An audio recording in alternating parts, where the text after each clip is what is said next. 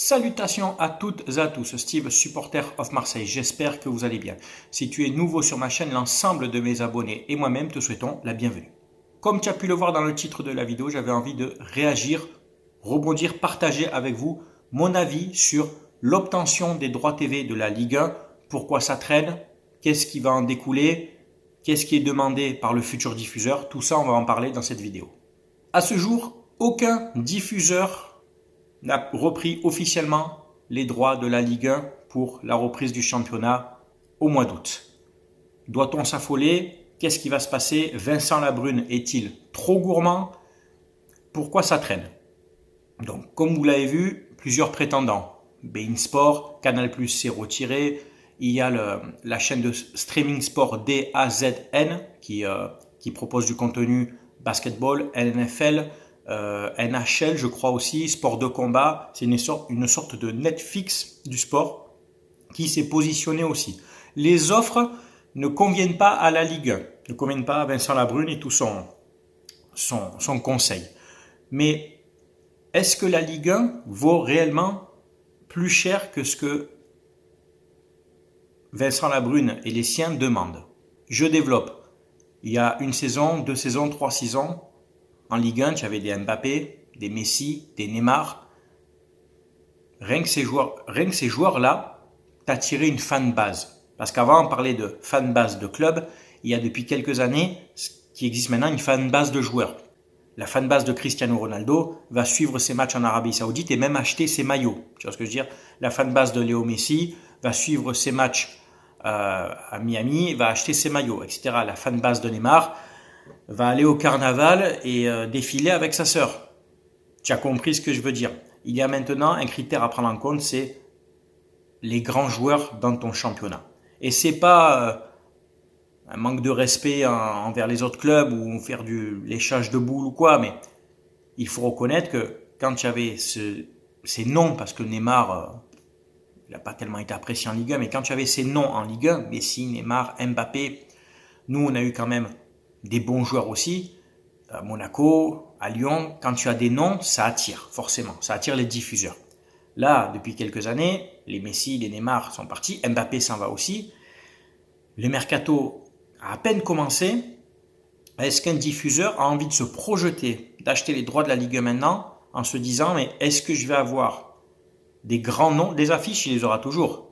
Les Classicos, le OM-OL, OM Monaco, Lyon PSG, ça reste des affiches de Ligue 1, d'accord? Mais en termes de stars, voilà, en termes de représentation, tu vois ce que je veux dire? Mettez-vous à la place maintenant de ces diffuseurs qui prennent en compte ces critères-là.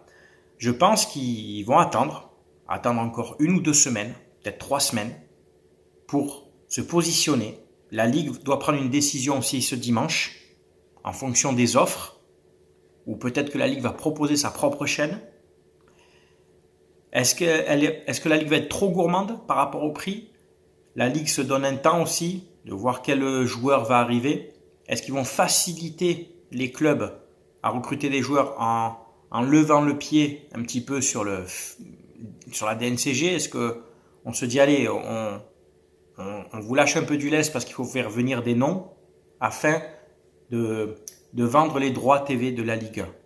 Sachant aussi que le CVC, tu sais, ce fonds de pension luxembourgeois, a 13% des droits de la Ligue 1 maintenant ad vitam aeternam. D'accord? Donc tout ça, c'est des critères à prendre en compte. Si le PSG, l'OM, Lyon, Monaco se renforcent en attirant des grands noms, ça va que aller dans le sens des diffuseurs de vouloir investir. Pour l'instant, le mercato est très discret. De l'autre côté, on a fait venir Brassier et Koné officiellement. Je ne fais pas une vidéo mercato là parce qu'il y a trop de rumeurs. On me parle d'Alexis Sanchez. Moi, entre parenthèses, je suis pour, mais peut-être que j'en parlerai dans une autre vidéo. On me parle de Locatelli, on me parle de Greenwood. Enfin, tous ces joueurs-là, oui. Mais pour l'instant, rien n'est fait. Et vous savez que le mercato, c'est beaucoup de rumeurs et un joueur peut signer lundi et mardi peut signer ailleurs. Tu le sais. Et les diffuseurs le savent aussi. Tant qu'il n'y a rien officiel. Pour l'instant, le PSG n'a pas fait un mercato sensationnel, si je ne dis pas de bêtises. Il n'y a pas de grands noms qui sont arrivés, de big stars mondiales, tu vois.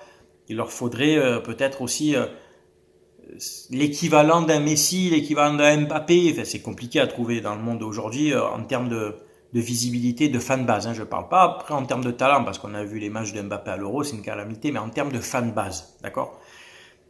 Donc, pourquoi ça traîne? Parce que les équipes phares de la Ligue 1, les 3-4 équipes phares de la Ligue 1, pour l'instant, font un mercato discret. Est-ce qu'on sera prêt à mettre 30 euros par mois pour regarder la Ligue 1, sachant que tu payes déjà un abonnement Internet pour avoir l'accès à ça, soit chez Free, Bouygues, etc., Orange, c'est déjà une vingtaine, trentaine d'euros. Hein, moi, je suis à 30 euros à peu près avec Free, à la maison, à la Freebox. Je crois que je suis même augmenté à 35.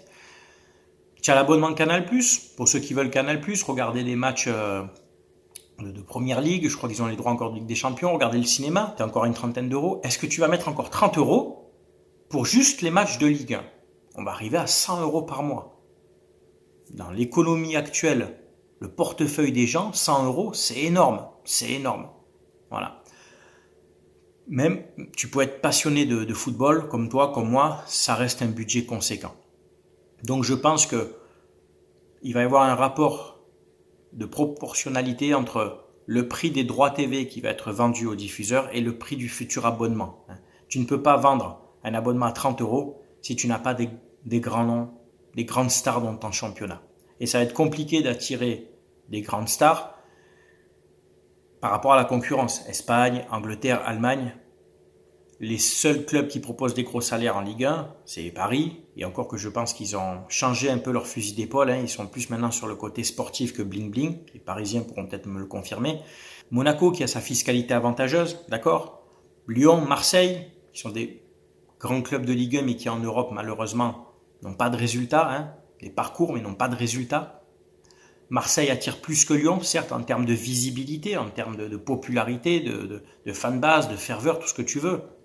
Mais en termes de résultats, depuis une dizaine d'années, on ne ramène rien. Et les joueurs ont tendance à vouloir partir. Après, ce que je peux comprendre, ça reste un club tremplin, malheureusement pour certains.